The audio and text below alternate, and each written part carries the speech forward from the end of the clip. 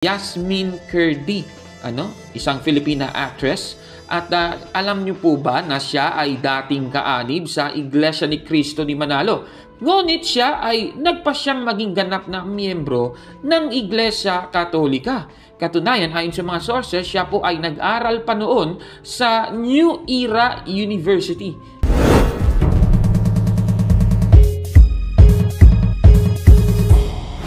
Pakaliwanag po ang utos ng ating Panginoong Jesucristo at ang utos na ito ay nasa uring pagbabawal. At kung napansin po nila, sinabi po rito sa ating binasa, hindi dapat tawaging Ama, Father, na katulad ng pagkaama ng Diyos sa langit, ang sino mang tao sa lupa. Sana ipapasin natin, sino mang tao sa lupa. Magandang araw mga kapatid and welcome na naman po sa isang bagong episode dito sa Factbusters PH. Babasahin muna natin ang Hebreo Kapitulo 13, versikulo 17. Sa unang bahagi, ganito po ang mababasa. Sundin niyo ang mga namumuno sa inyo at magpasakop kayo sa kanila dahil sila ang nangangalaga sa espiritual ninyong kalagayan. At alam nilang may pananagutan sila sa Diyos sa pangangalaga nila sa inyo. Sa nabasa natin, mga kapatid, dapat magpasakop tayo sa mga namumuno sa atin, especially sa mga tao na nangangalaga sa espiritual nating kalagayan ayon sa Biblia. Lumalabas sa Iglesia Katolika, sila po ay ang mga pari, kaya dapat tayong magpasakop sa mga pari at magbigay ng paggalang sa kanila bilang mga tagapangalaga ng ating mga espiritual na mga buhay, mga kapatid. At para sa ating episode ngayon, tatalakayin natin ang pagpapasakop ni Yasmin Curdy, isang Filipina actress. At alam niyo po ba na siya ay dating kaanib sa Iglesia ni Cristo ni Manalo? Ngunit siya ay nagpasyang maging ganap na miyembro ng Iglesia Katolika. Katunayan, ayon sa mga sources, siya po ay nag-aral pa noon sa New Era University, mga kababayan, at naging kasapi ng Iglesia Katolika nung siya ay ikinasal noong 2012, mga kababayan. At naalala ko itong picture na ito, kasama niya si kapatid na Alfie Angeles na nag-viral pa sa social media. At habang si Yasmin Curdy ay namumuhay bilang Katoliko, hindi niya nakakalimutang tawaging Father ang mga paring Katoliko. Kagaya ng post niya na nakita natin sa kanyang socials, tinawag niya na Father itong si Father Edsel, mga kapatid. Nakikita niyo sa screen. At siya po ay nagpa-picture pa kasama ng kanyang pamilya sa pari, mga kababayan. Kaya ang mga ministro ni Manalo ay siniraan ang pagtawag ni Yasmin Curdy sa pari bilang Father. Pati na rin ang ibang mga Katoliko sa pagtawag nila ng Father sa mga pari. Pero bago muna natin talakayin yan, ay meron po akong gustong sabihin sa inyo. Iniimbitahan kita na isubscribe itong ating bagong YouTube channel, Factbusters PH, dahil yung lumang channel natin ay nahack po, mga kapatid. Kawawa naman tayo, no? Pero pati rin sana ang isa pa nating YouTube channel, Takasuri PH. Paki-subscribe din yan, mga kababayan. Ako naman, sige. Kaya sa ating episode ngayon, tatalakayin natin at sagutin itong paninira ng mga ministro ni Manalo sa programa nilang Ang Tamang Daan. Sina Michael Sandoval at Ramil Parba ang ating sasagutin sa ating episode ngayon. Ano ba ang pahayag nila tungkol sa pagtawag na ito ng mga Katoliko? Heto, pakinggan natin. Ano ba talagang ipinagbabawal? Pansinin po ninyo. Ano ba talagang ipinagbabawal, kapatid na Ramil, ng ating Panginoong Jesucristo sa kanino mang tao sa lupa? Pakinggan po natin Mateo 23:9, at huwag ninyong tawaging inyong ama ang sino mang tao sa lupa, sapagkat iisa ang inyong ama, sa makatuwid bagay siya na nasa langit. Napakaliwanag po ang utos ng ating Panginoong Jesucristo at ang utos na ito ay nasa uring pagbabawal. At kung napansin po nila, sinabi po rito sa ating binasa, hindi dapat tawaging Ama, Father, na katulad ng pagkaama ng Diyos sa langit, ang sino mang tao sa lupa. Sana ipapasin natin, sino mang tao sa lupa. Yung terminong huwag ninyong tawagin ang sino mang tao sa lupa, yung ninyo na inutusan ng Panginoong Kristo, lahat ng mga tagasunod niya. Pag hindi mo susundin yan, hindi ka tunay na tagasunod ng Panginoong Kristo. Teka muna, alang-alang doon sa mga marahil ay ngayon lang narinig yung talatang yan. Kung sabihin ganito, kapatid na Ramil, paano yung aking tatay o ama sa laman? Hindi ba yun ay ama ko? Hindi ko ba tatawaging aking ama yun? Yun ang ama, talagang ama ko sa laman sapagkat asawa siya ng aking ina? Saklaw ba yun ang pagbabawal? Doon din sa sitas niliwanag ng ating Panginoong Kristo katulad ng pagkaama ng Diyos na nasa langit. Ngayon, yung pagkaama, sinasabi nga ninyo, ama na asawa ng ating nanay, hindi po kasama sa kabawalan yun. Sapagkat ang ating Panginoong Diyos mismo at sinipi pa nga ng Panginoong Kristo, ganito ang sabi niya, 15:4 ng aklat ng Mateo.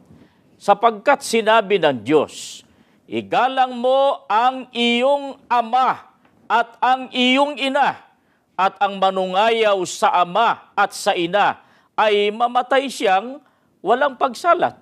Ang Diyos po mismo, ang Diyos pa nga mismo, kapatid na Michael, ang nag-utos na dapat igalang ng sino mang anak ang kaniyang ama at ang kaniyang ina. Sa makatwid, hindi po bawal na tawagin natin yung ama natin sa laman, yung asawa ng ating nanay, na ating ama sapagkat pinare-respeto pa nga at ang Diyos mismo ang gumamit ng terminong ama. Halimbawa, si Ramram, o kaya si Aran, tawag sa'yo, ama, father, tatay, daddy, tatay, yun ba masama?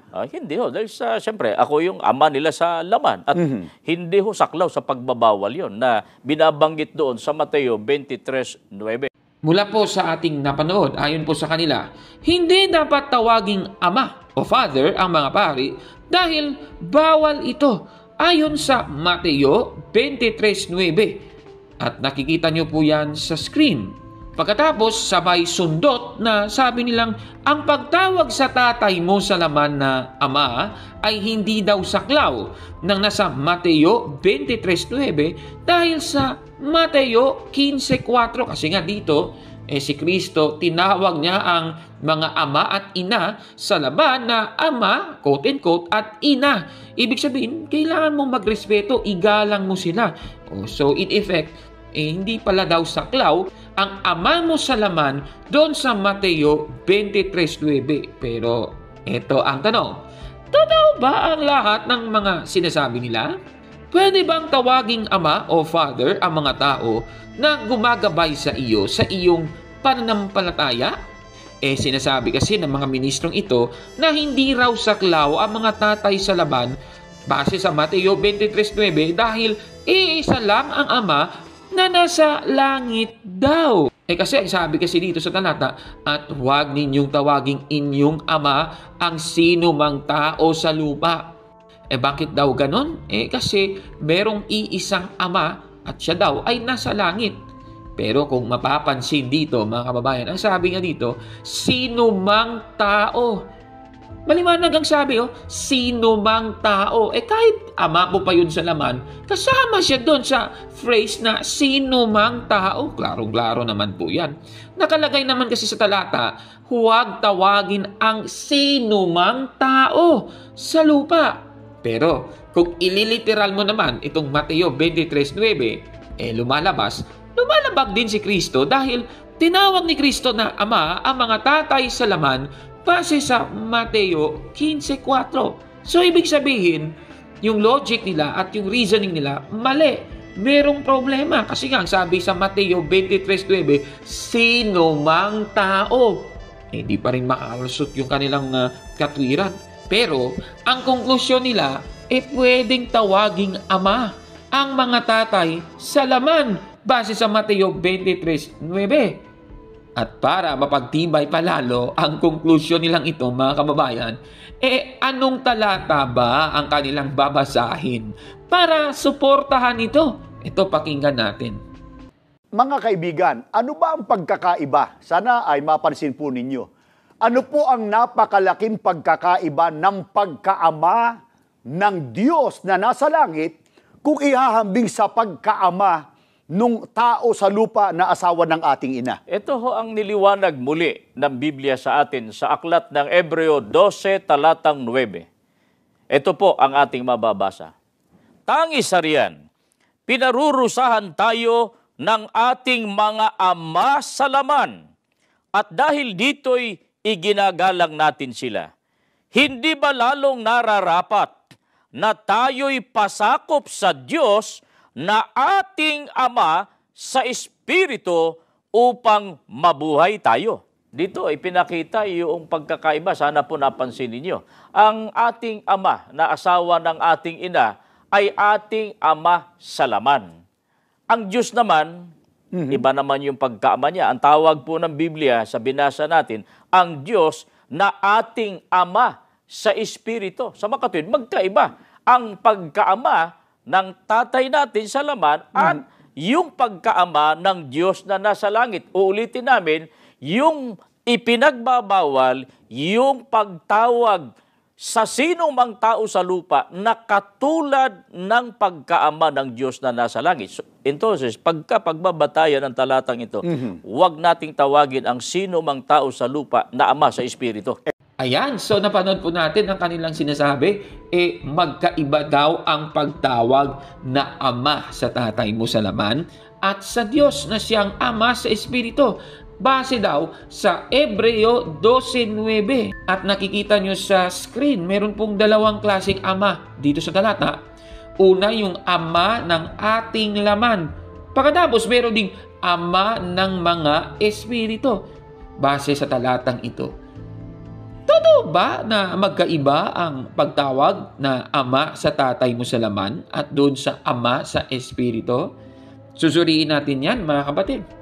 Sige. Iba ba ang pagiging ama sa laman at pagiging ama sa espiritu? Yung ama mo ba sa laman, hindi po ba siya pwede na magiging ama mo sa espiritu? Ibig sabihin, ikaw ay dudulog ng espiritual na bagay sa iyong tatay. Hindi ba po pwede yun? Naku naman, mukhang mali naman ata yun, ano? Sige. Tingnan natin ang halimbawa ni Abraham sa banal na kasulatan.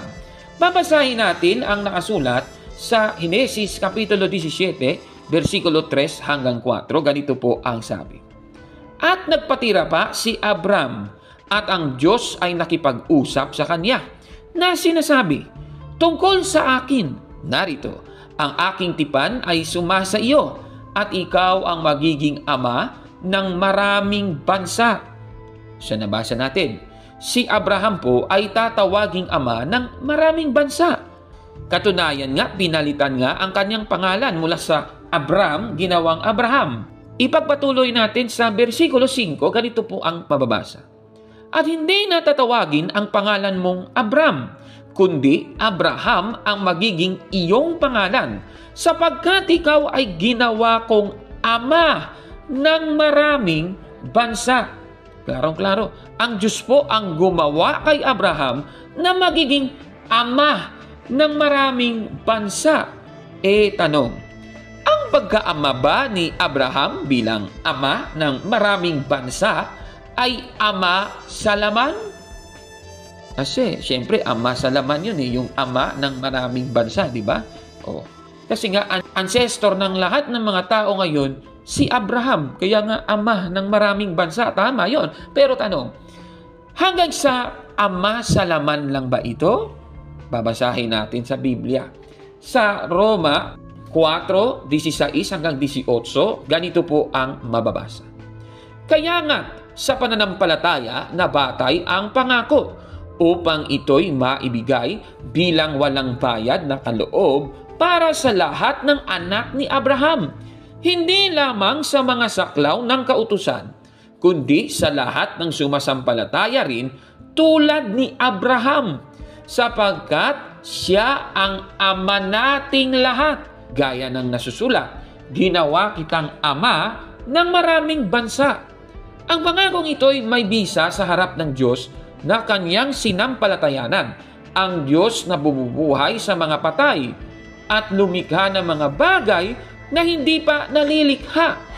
Kahit wala pang pag-asang magkaanak, nanalig pa rin si Abraham na siya'y magiging ama ng maraming bansa. Ayon sa sinabi sa kanya, sindami ng mga bituin ang iyong magiging lahi. Klarong-klaro sa ating nabasa, ang pagkaama po ni Abraham bilang ama ng maraming bansa ay ama, hindi lang sa laman, kundi sa espiritu din. Bakit? Nakasulat sa Roma 4:18, ama siya ng maraming bansa dahil sindami ng mga bituin ang iyong magiging lahi. Dahil sa kanyang lahi, dadami yon, kaya ama siya sa laman. Pero hindi lang sa laman. Sa versikulo 17, sa espiritu, dahil sa kanyang pananampalataya, si Abraham ay ama din ng maraming bansa, mga kababayan. Klarong-klaro po yan.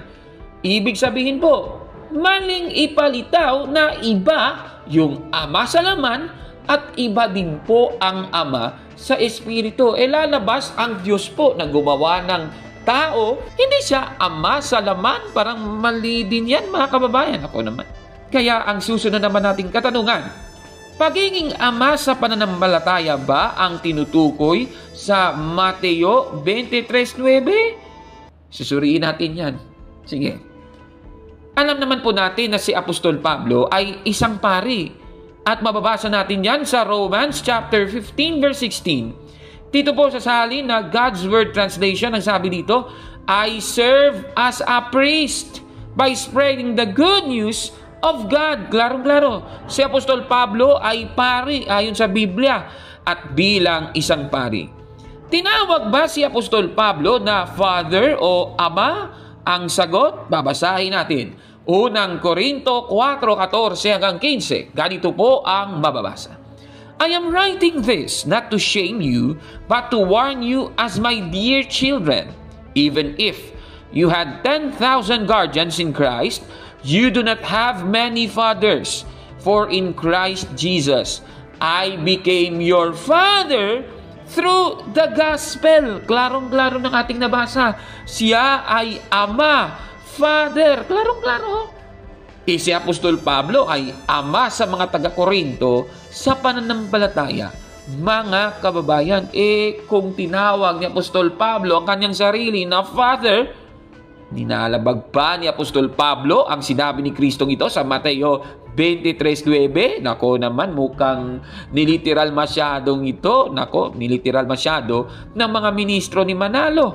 Katunayan, sa Biblia din, si Apostol Pablo, tinawag din na father ang mga nakausap niya. Ganito po ang mababasa natin sa Acts chapter 21 verse 40. At yung susunod na talata, Acts chapter 22 verse 1, ganito po ang mababasa.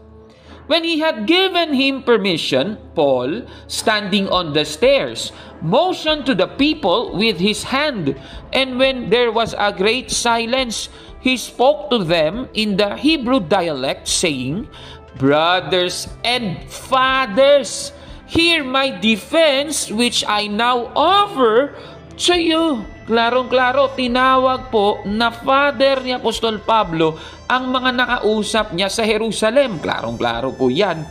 Kahit nga si Timoteo, tinawag niya na anak. At yan ay nakikita natin sa screen ngayon, unang Timoteo 1:2. Kay Timoteo na tunay kong anak sa pananampalataya. Kung si Timoteo, anak ni Apostol Pablo sa pananampalataya, ano bang tatawagin ni Timoteo kay Apostol Pablo? Di ama sa pananampalataya. Nako naman, kahit nga sa versikulo 18, ganon din. Timoteo, anak ko. Klarong-klaro. Kahit nga si Esteban, tinawag din ang mga nakikinig sa kanya na father. Pati nga si Abraham, tinawag niyang father At yan ay mababasa natin sa Acts chapter 7 verse 2. Ganito po ang sabi doon. And Stephen said, Listen to me, brothers and fathers. The God of glory appeared to our father Abraham when he was in Mesopotamia, before he lived in Haran. Klarong-klaro po. Si Esteban, tinawag niya ang mga nakikinig sa kanya na father. Pati nga si Abraham, tinawag niyang father. Mga kababayan. Kung mali si Esteban sa pagtawag niya na father na ito sa kay Abraham at sa mga nakikinig sa kanya, lumalabag pa pala siya sa Mateo 23:9, syempre, lalabas, wala sa kanya ang banal na Espiritu Santo. Ibig bang sabihin ito, nagkamali pala si Esteban at hindi pala napuspos ng Espiritu Santo? Pero ang masasabi natin, hindi po Napuspos po ng banal na Espiritu Santo si Esteban habang sinabi niya ito. At mababasa natin yan sa Acts chapter 6 verse 8 to 10. Ganito po ang mababasa. And Stephen, full of grace and power, was performing great wonders and signs among the people. But some men from what was called the synagogue of the freedmen, including both Cyrenians and Alexandrians, and some from Cilicia and Asia, rose up and argued with Stephen. But they were unable to cope with his wisdom and the spirit by whom he was speaking. Klarong-klaro, si Esteban, he is full of grace and power. Bakit? Kasi nasa kanya ang banal na Espiritu Santo, mga kababayan. Ibig sabihin, habang sinasabi niya yung Acts chapter 7 verse 2, na tinawag niyang father ang mga nakikinig sa kanya at tinawag niyang father si Abraham, hindi siya nagkakamali noon kasi nga nasa kanya ang banal na Espiritu Santo, mga kababayan. Ibig sabihin, hindi nagkamali si Esteban na tawaging father doon sa mga karapat-dapat tawaging father. Naku naman. At dahil base sa mga binasa natin, may mga alagad ng Diyos na tumawag naman ng father sa ibang tao sa pananampalataya. Paano natin ngayon unawain ang Mateo 23:9? Eto, para masagot ang tanong, sangguniin natin ng isang Bible scholar sa kanyang aklat na Pulpit Bible Commentary, yung commentary sa Mateo 23:9. Ganito po ang ating mababasa. Siguro, ililiwat natin sa Tagalog para mas maganda. Verse 9, ang iyong ama. Ito ang titulong ibinigay sa mga kilalang guro at tagapagtatag ng mga paaralan, kung saan ang mga tao ay tinuruan na tumingala sa halip na sa Diyos. Itinuro din ito sa mga propeta. Ikalawang Hari 2:12, Ikalawang Hari 6:21. Sa versikulo 8, sinabi ni Kristo. Sa verse 8, sinabi ni Kristo, huwag mong tawagin. Dito ginagamit niya ang aktibong huwag tumawag, na parang sasabihin niya na hindi dapat ibigay ng kanyang mga tagasunod ang pinarangalan na titulong ito sa sinumang doktor dahil sa pagrereklamo o pambobola o affection. So yan po ang nabasa natin sa nasabing aklat na ito.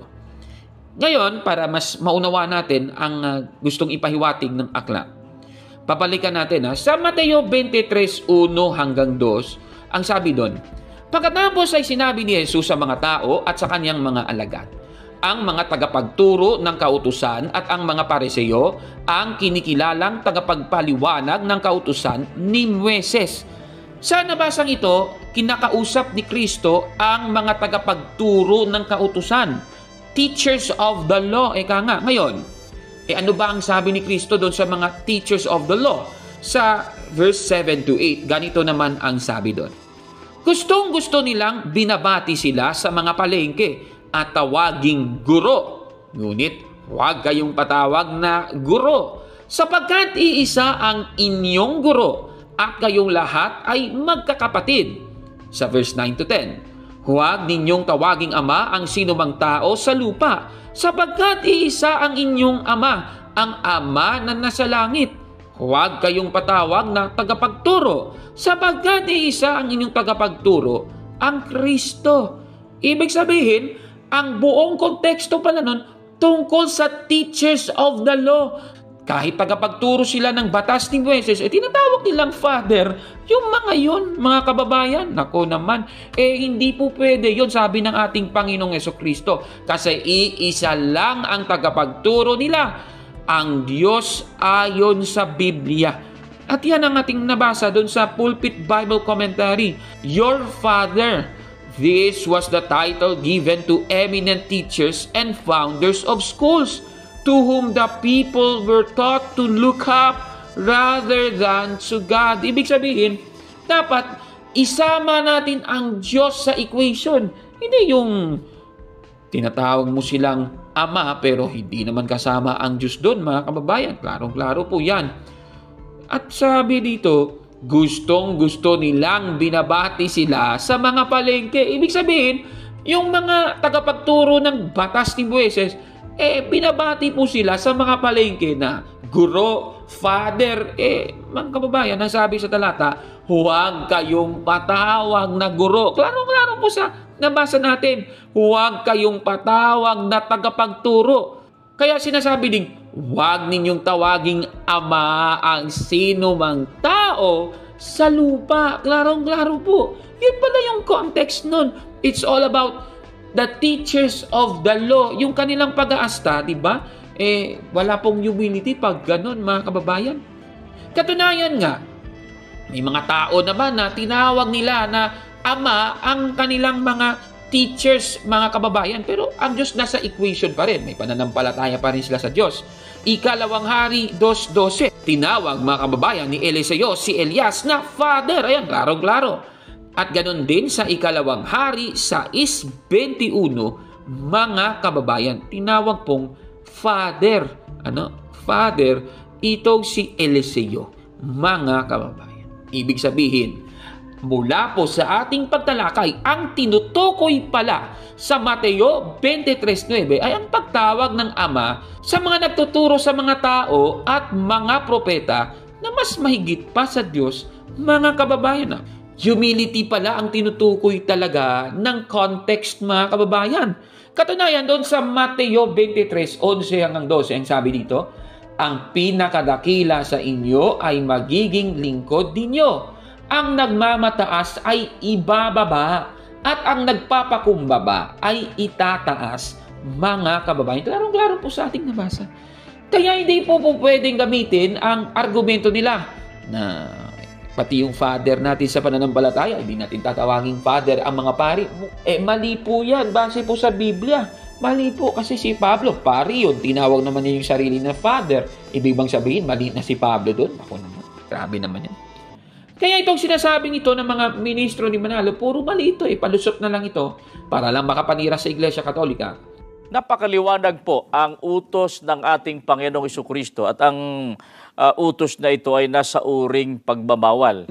At kung napansin po nila, sinabi po rito sa ating binasa, hindi dapat tawaging ama, father, na katulad ng pagkaama ng Diyos sa langit, ang sino mang tao sa lupa. Sana ipapasin natin, sino mang tao sa lupa. Kaya ang verdict ni Cabornok dyan, busted yan! Puro mali yan! Naku, kalokohan lang yan, mga kababayan. Kaya hindi po lumalabag sa Biblia si Yasmin Curdy na namumuhay na ngayon bilang Katoliko, na siya po ay dating miyembro ng Iglesia ni Cristo ni Manalo. Umalis siya diyan kasi palpak yung aral dyan. Kaya itong ginagawang ito ni Yasmin Curdy ay isang senyales ng kanyang pagpapasakop sa mga ama sa pananampalataya, sa mga pari, mga kababayan. Bago muna tayo magtapos, ulitin po natin, sana ay isubscribe nyo po ang ating YouTube channel, yung bago nating YouTube channel, Factbusters PH. Pati na rin ang isa pa nating channel, Taga Suri PH, mga kapatid. Aasahan ko po mula sa inyo yan, ha? Sige. Ano po masasabi ninyo sa ating episode ngayon? Comment down below, mga kapatid. At kung like mo ang video na ito, paki-smash ng like button at mag-subscribe. Itong channel na ito, Factbusters PH. Itong bagong YouTube channel, ha? I-click na yung subscribe button. Kaya, huwag maniwala sa sabi-sabi. Check muna kung fact nga talaga. Hanggang sa susunod na episode, ako po si Cabornok. At ito ang Factbusters!